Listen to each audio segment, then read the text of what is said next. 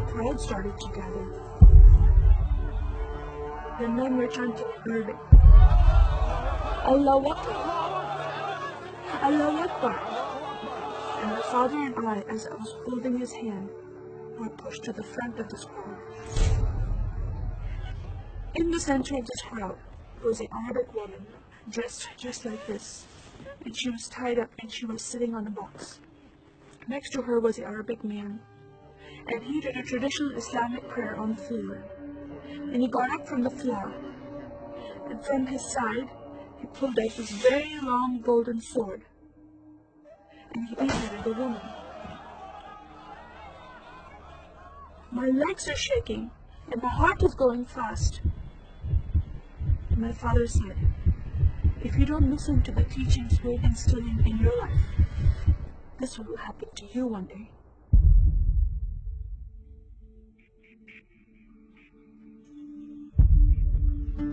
I was born and raised in a small country by the name of Kuwait, a community of 98% Muslim population. 2 of my uncles are imams, and 1 is president of a mosque, where I would hear the call to prayer 5 times a day.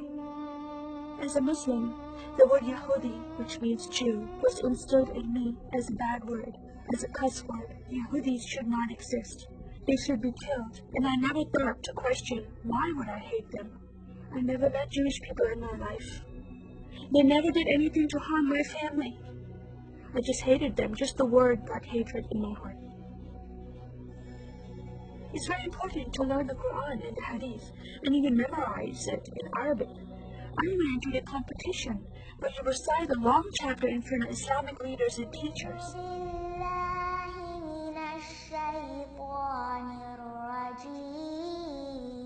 And I came 2nd place. I thought I did a good job. And my father said, "No, that's not good enough." Most of my life for me, it was alone, by myself, broken person, in need of love from my family, but I never received it from them. I tried to experience this love from Creator God, from Allah. In my prayer times, I lifted up my hands, and I cried out to Allah for help. Please have my father stop beating my mother. Please have my father stop beating me. But no help came. God is not a personal God to Muslims. God doesn't say, "I love you." Saddam Hussein forces came in the middle of the night and invaded the small country of Kuwait.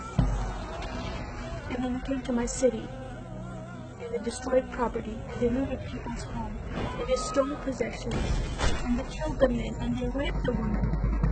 Then we were granted asylum status to stay in the U.S. My grandmother suddenly got very sick. She had a heart attack, and she went to the hospital. And 2 days later, she passed away. I was devastated because I lost my best friend. And this lady approached me and asked me if I was okay. And I said, "No, Paula, my grandmother died." And I just started to cry again. At that moment, I was hurting so much, only crying helped. And Paula came to me and put her arms around me, and she gave me a hug. And then she asked me a question: "Would you like to go to church with me?" When I walked into this church, I experienced love from these people and acceptance from these people like I've never before. Fellowshipping together, they were men and women together. They didn't have to be separate. No one was judging each other. And they knew I was Muslim. They were so friendly to me themselves, accepting of me and loving of me. And that was really surprising to me. And for the first time in my life, I heard a message from the Bible. I started reading the message about Yeshua. When he walked into the synagogue, he was given a scroll from Prophet Isaiah, and he opened the scroll and he started reading that scripture. That the Spirit of the Sovereign Lord is upon me, because he has anointed me to preach the gospel to the poor. He has sent me to heal the broken heart, and to proclaim liberty to the captive, and freedom of sight to those who are bound, to proclaim the year of the Lord's favor. First time I heard these words of freedom and healing and liberty.